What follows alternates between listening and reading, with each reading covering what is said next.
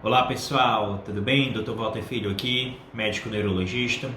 E hoje eu vim completar aquela série de vídeos sobre dor de cabeça. No primeiro vídeo eu falei as principais causas de dor de cabeça. No segundo vídeo eu falei um pouquinho sobre a enxaqueca. Nesse vídeo aqui eu vou falar um pouquinho sobre o tratamento da enxaqueca, tá bom?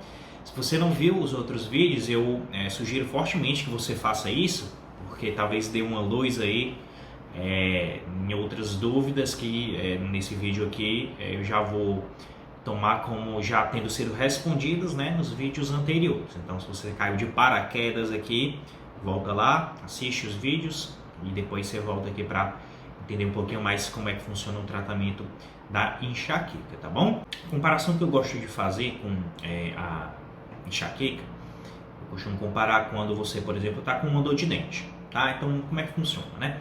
Quando você está com dor de dente, aquela área que fica inflamada, ela fica mais sensível.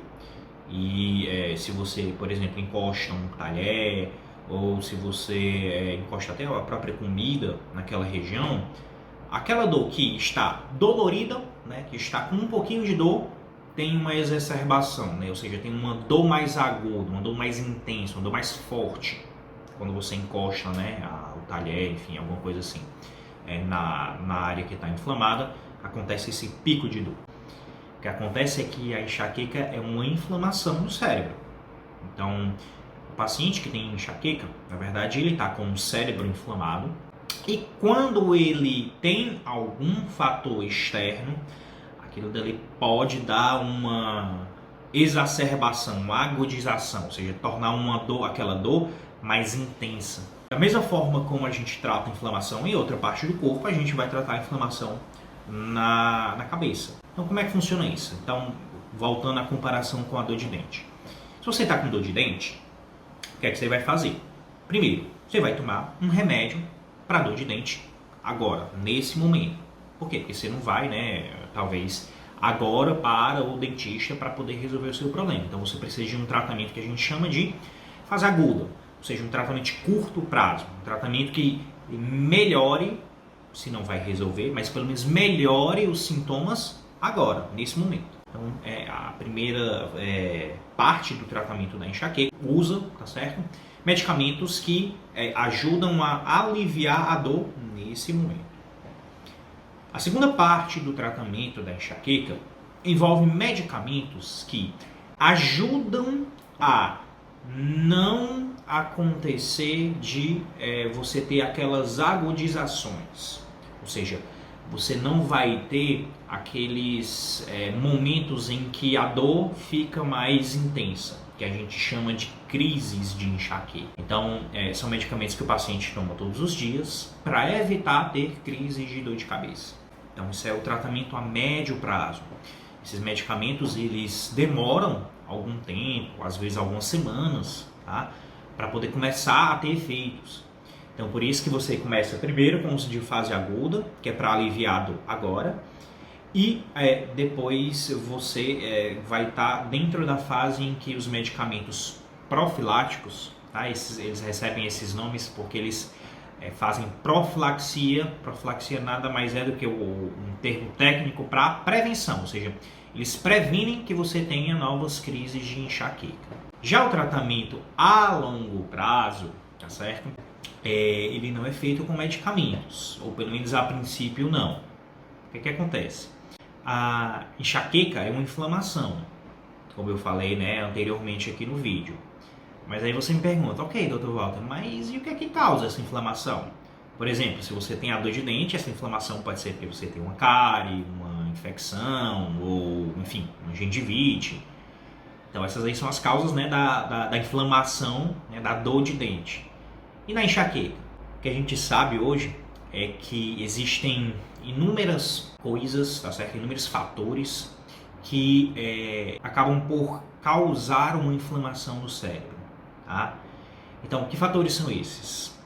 Alguns fatores alimentares, e aí assim, dentro dos fatores alimentares existe um mundo de fatores que podem ou não cursar, né, com inflamação que dá enxaqueca.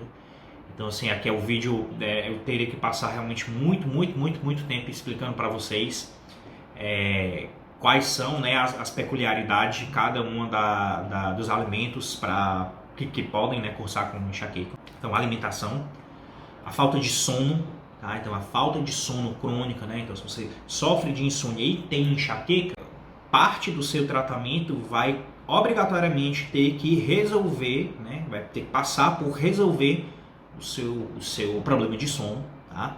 O sedentarismo, ou seja, a falta de atividade física.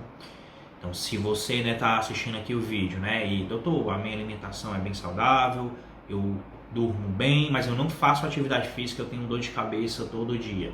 Olha, infelizmente, por qual motivo, né, você tem essas dores de cabeça, é porque você não está fazendo atividade física. A atividade física, ela diminui, tá certo?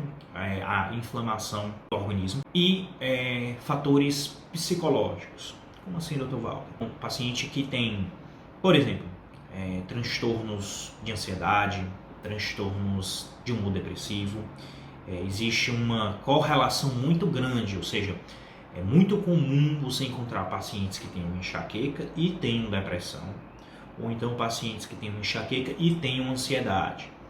O que acontece é que os fatores psicológicos, eles podem também aumentar o nível de inflamação do seu organismo, que em algumas pessoas se manifesta como enxaqueca. Então, veja que são muitos fatores, e aqui eu falei só os quatro principais: alimentação, sono, atividade física e fatores psicológicos, que podem estar implicados, ou seja, que podem estar relacionados com a enxaqueca. É por isso que eu sempre falo para os pacientes que para tratar a enxaqueca você precisa de um médico que esteja atento a todos esses fatores. Então eu costumo dizer que você precisa de um bom médico e principalmente um médico que tenha um bom suporte de outros profissionais. Então provavelmente você vai precisar de um bom nutricionista, de um bom educador físico, de um bom psicólogo, além de um bom médico, para poder tratar todas essas questões, tá bom? É preciso uma consulta com um médico especializado para poder você resolver de forma definitiva o seu problema.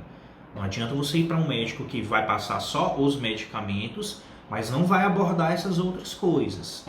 Você não vai resolver o seu problema, você só vai ficar dependente desses outros medicamentos, que eles ajudam, mas eles não resolvem o problema. Da mesma forma como, né, lá na comparação com a dor de dente, tomar só a dipirona não vai resolver a sua dor de dente. Você tem que ir para o dentista para ver o que está acontecendo, e se, por exemplo, você tiver uma cárie ou uma infecção ou alguma outra coisa do tipo, você faz o tratamento odontológico lá, que é o que resolve, né, o problema da dor de dente. Mesma coisa aqui. Então você tem que ir para um médico que esteja atento para todos esses fatores, para que você resolva o seu problema de uma vez por todas, tá bom? Se vocês gostaram, curtam e compartilhem.